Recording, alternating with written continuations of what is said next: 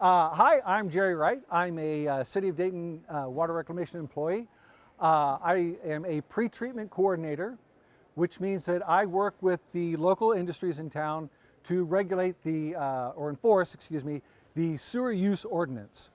The sewer use ordinance basically says that you can't dump anything you want down the sewer, specifically anything that is toxic. Let's think about cyanide, or something that could cause a fire or an explosion, like gasoline, or something that might obstruct the sewer, let's say a big bunch of grease, or anything that might interrupt the treatment facility, let's say lead or cadmium. I am a graduate of the University of Dayton, 1988, long time ago, yes. My degree is in geology. I would have gotten a degree in environmental science, but the environmental science program did not exist in 1984.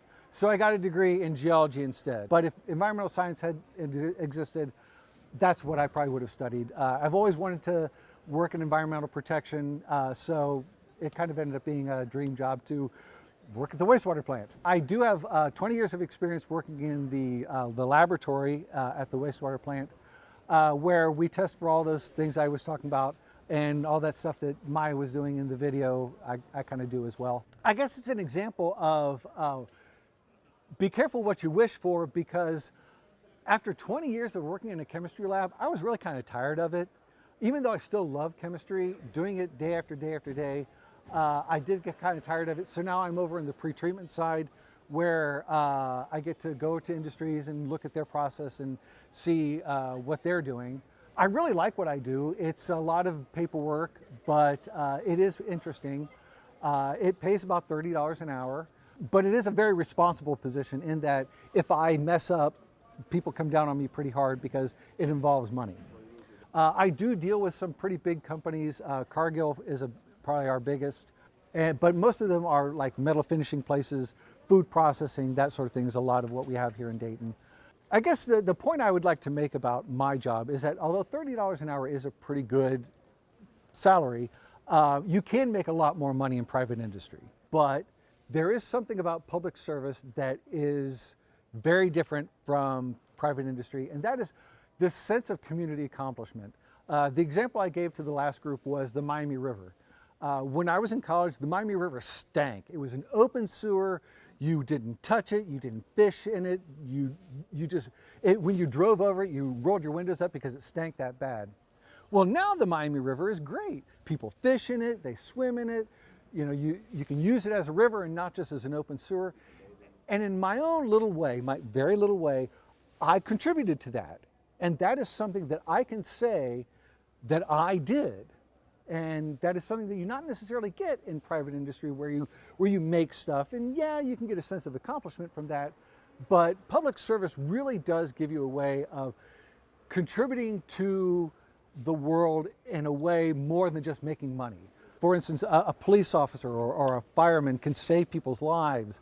A social worker can save people's lives. A teacher affects people, all these people's lives. And although they don't necessarily pay a lot of money, you do get a sense of accomplishment that you don't necessarily get from making stuff.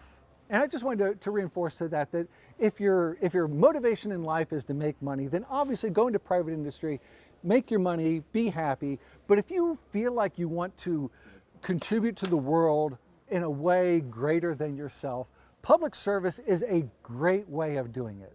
My father worked in public service, my mother worked in private industry, and my dad always felt kind of a sense of accomplishment at the end of the day, that my mom always felt like, well, I put in my 8 hours. I don't know, just to give you an idea of how that works for me. I don't know really what motivates you, but for me, to know that I've given something back to my community and I get a decent paycheck really does kind of make my day. You work 5 days a week? Yes, I work 5 days a week, Monday through Friday during the day. If something does come up, I could potentially have to come in on my own time. You know, I don't get overtime for that, but it is a Monday through Friday job, so it is kind of nice about that. Keeping organized. I'll tell you guys, keeping organized is my worst thing. I would say probably the biggest way to keep organized is to take notes. For me, is to write it down, have it on a piece of paper in front of me. I assume the younger generation would use technology, put it on your phone or something, but keep notes, check your notes, and I guess keep focused on the job, because it is easy to lose focus and look over here, look over there, especially in my job where I have so many different things pulling on me. I supervise the sampling crew, I deal with the industries, I deal with lawyers. So yeah, you have to keep focused. Yes? In a year? Well, $30 an hour calculates to about $60,000 a year. We also get holidays. I personally get about a month's vacation a year, but I've been working here for half of my life, so that is, that is one thing. You don't get it right away, but otherwise it's just salary is the only compensation we have. We don't get bonuses or anything like that. Yes. The worst part of my job, being a supervisor.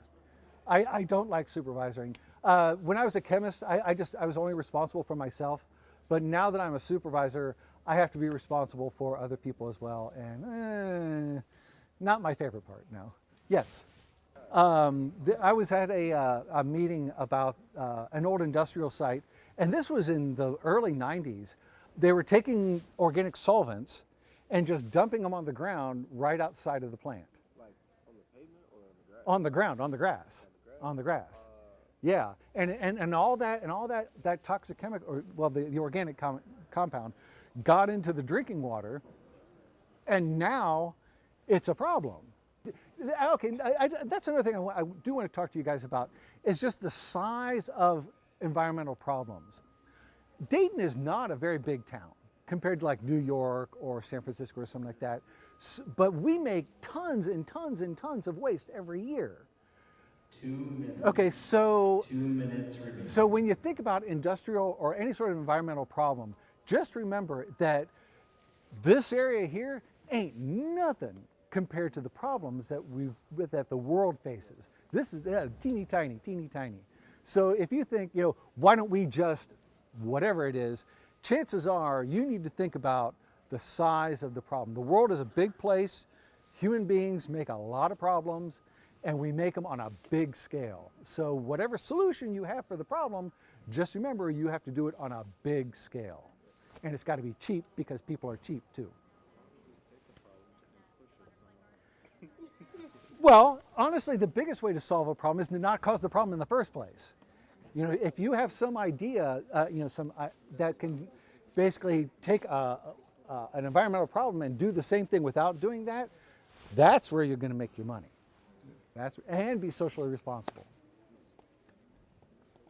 Yes, I have only worked in the Dayton area. I work for the city now. I worked for the county prior to that, and I worked for a private laboratory in Moraine prior to that. Many times I've wanted to move away, but Dayton keeps calling me back. So, I love Dayton. I've lived here all my life. I'm really glad to be here and to be a part of it. Yes. Demanding, honestly, probably the most demanding place I worked at was the private laboratory, just because there's the client wants their results back as soon as possible. But chemistry works on it at its own time, and you physically cannot hurry chemistry up. It is just impossible. So a lot of times the client will want their results basically as physically possible as it can be done. So if there's ever a problem on my part, we're done. All right, thank you. Thank you.